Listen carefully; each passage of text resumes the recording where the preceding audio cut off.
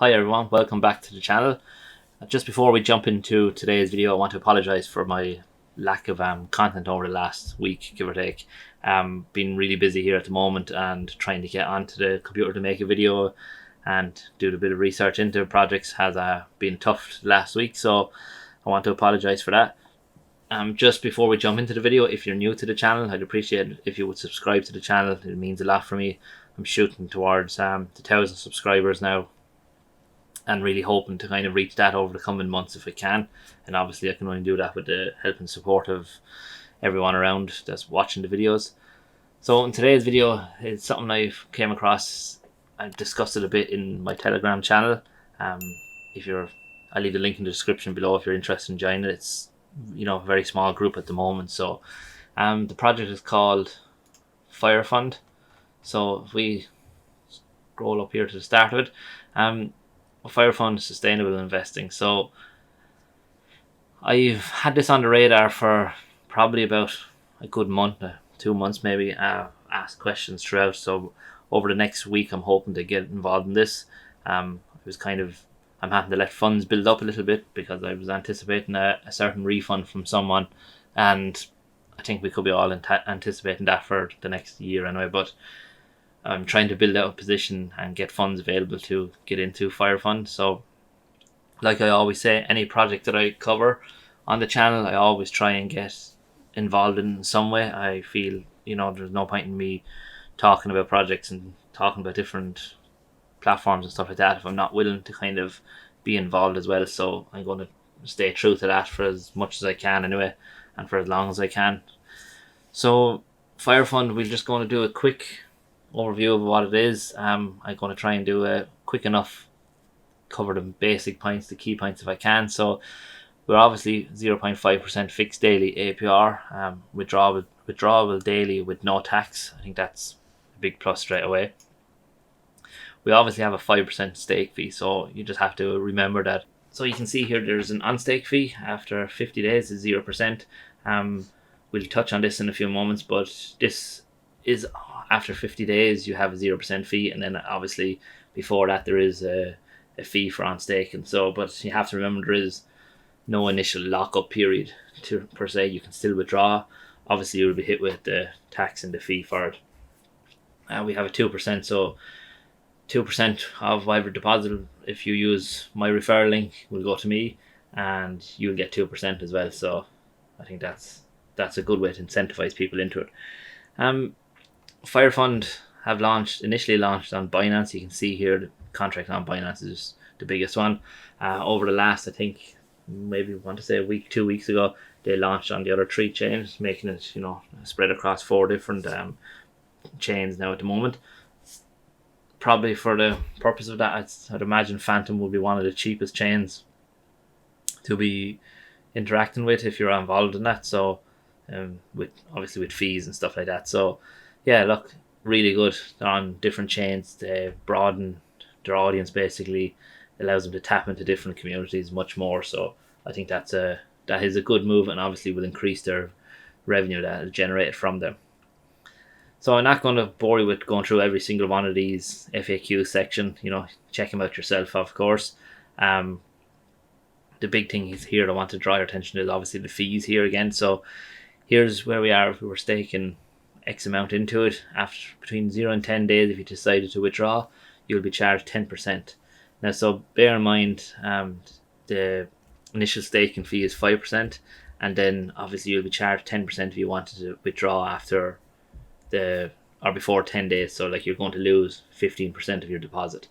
Obviously, if we keep it going and we stake it in for over 50 days, there's 0% on stake fee. So again, emphasis on trying to keep people in the protocol for much longer. So obviously it ensures sustainability and things like that with the contract and what they're doing, what they're building out. So I think it's a good structure, way of doing it.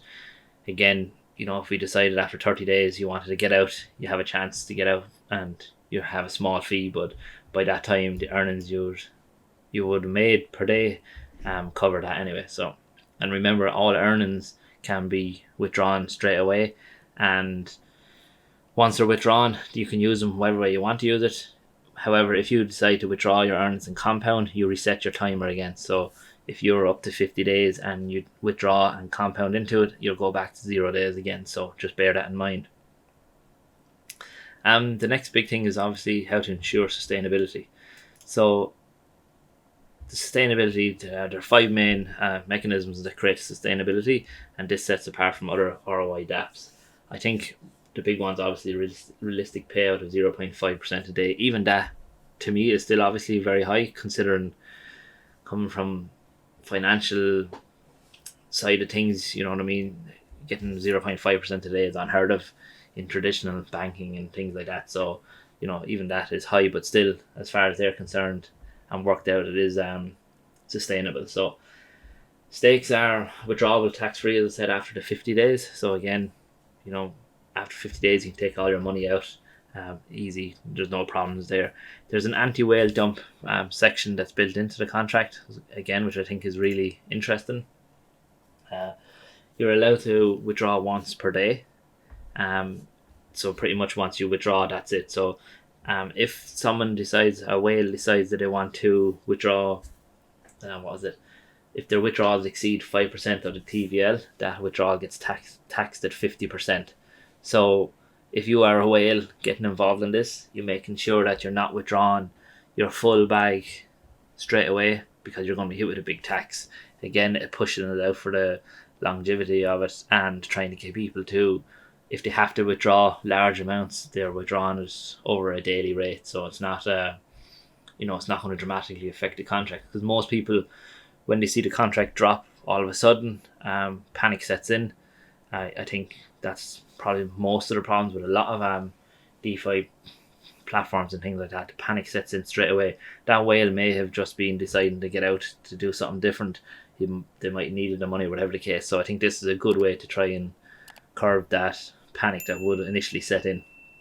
They had, obviously, as a stealth launch, so they're looking at growing slowly. As you said, you don't see much people talking about it on YouTube or things like that, because they haven't worked on promoting it through marketing, stuff like that. So from what I can gather, there's not a massive amount of marketing being done.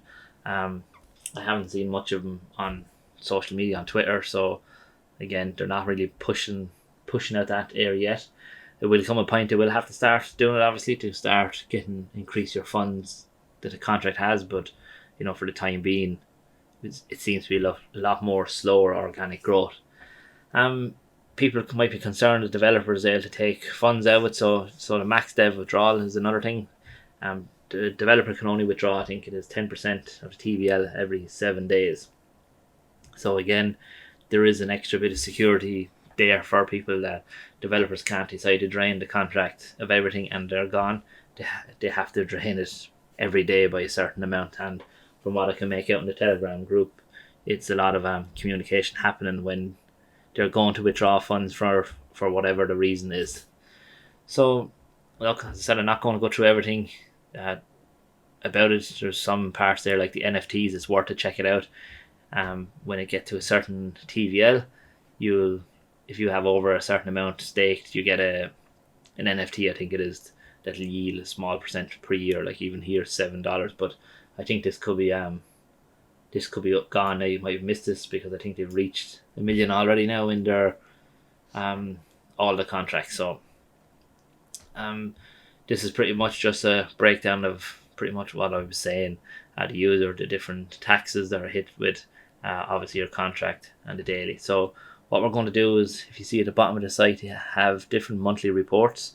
So we're just going to open up, I have opened here is the April. So bear with me now, I'll bring it in here. So we have the April report for FireFund. I've read over this, and I think there's a few things that really piqued my interest basically here. Try and find them. So with the funds that they obviously take out, they doing leverage lending, trading and stuff like that with it. So the funds, as I mentioned, I've seen it on it, is to make money you need money, and to make more money you need more money as well coming into it. So they haven't mentioned rebalancing, constant management. into the fund, so they're not just setting it in. I think another big thing is this one here, where we're nimble, and because there's no lock-in, so they're not getting involved in any protocols here that require you to have your funds locked for whatever reason. So if it's a case they need to move out of it, they can move out fairly quickly, and as I said, they can react very quickly to changes which happen in the crypto market. So the chains that they launched on was Polygon, Phantom, and Arbitrum. You can see here then the total contract value. So this is a combination of all of them. Now this is obviously increased, I'd imagine now, since the April one. What have we have total value. Yeah, so the total value stake at the moment is over the million now anyway. So congrats to anyone that got into it early. As I said, 0.5% per day. So some metrics on the protocol in general. So 58.9% protocol growth, 13.2% member growth. So which is good to see that it is growing. And from what I can make out, it's at a slow and steady pace. And then down here it breaks down the value. So their staked value is 1.074 million.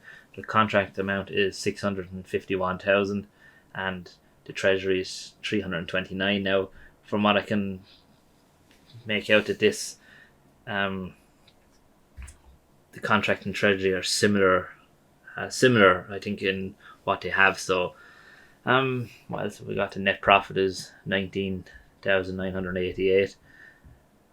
Obviously the net profit is down a bit, I think, based on from the March month, but I have to kind of find out a bit more about this. This is, for me, a kind of not 100% sure what way this is the numbers play out here. But if we check their Debank, so this is where they do a lot of their work with. If we jump over to Debank here, you can see they have 124,000 in different protocols and things like that. So obviously the wallet, they have 2,300 in it, but then you can see here they have an Aave, they have 49,000 in it. I presume the way it worked is they borrow it and lend it back, similar like a looping strategy. The health factor is 1.47. Now, whether that's too low, it might need a lot of management just to make sure that doesn't drop too low too quickly. We all know what happens in crypto and how quickly it can react. So I suppose it'd be a question to see how quick can the team react to dramatic changes. Does it require just one person doing it all and making sure that the health factors stay positive and not drop below 1? So I suppose that's one big question, maybe, that if you're involved in FireFund, let me know in the comments. If anything I've said are maybe inaccurate, let me know. You can see here again they're in Geist, again 34,000. So similar process it seems to be of possibly looping in the rewards, I think, maybe. So it's earning firm, and obviously they're leveraging and stuff like that. So next, I suppose the important thing would be if you're looking at on Dune Analytics. So again, the contract balance is 452,000. This is just this is probably just Binance, I think, 451,000. So this is just tracking the Binance side, I think it is. And TVL is good, it's going up. So year to date, so we have, this is, I think it is incomes and outgoing. So again, look over this yourself and see what you think. We have 52 wallets that have already ROI'd. They need still a total ROI 672,000. From the balances that you see in this, they obviously have enough funds to potentially work on that as well. So you can see then the different wallets who have ROI'd, the percentages. You can obviously, this top one is doing really well. Yeah, look, it's worth going over that, checking it out yourself as well, and see there's a match up to it. But as I said, I will be looking to get into either the BUSD or the Phantom side. I'm not 100% sure yet which one I will be doing, but as I said, I think Phantom could be cheaper, and I might use this to eventually build out my Phantom position more. stake X amount, get some earn some extra phantom, and pretty much follow a similar path, looping and in my rewards into it and compounding them in to grow a phantom bag potentially here a bit cheaper for myself. Yeah, so look, that's pretty much today's video. As I said, once I do the deposit video on it, I'll record that to make sure to show you how it's done and stuff like that. So yeah, that's pretty much it for today. Thanks very much for taking the time and watching it. I hope everyone has a great day. Thank you. Bye.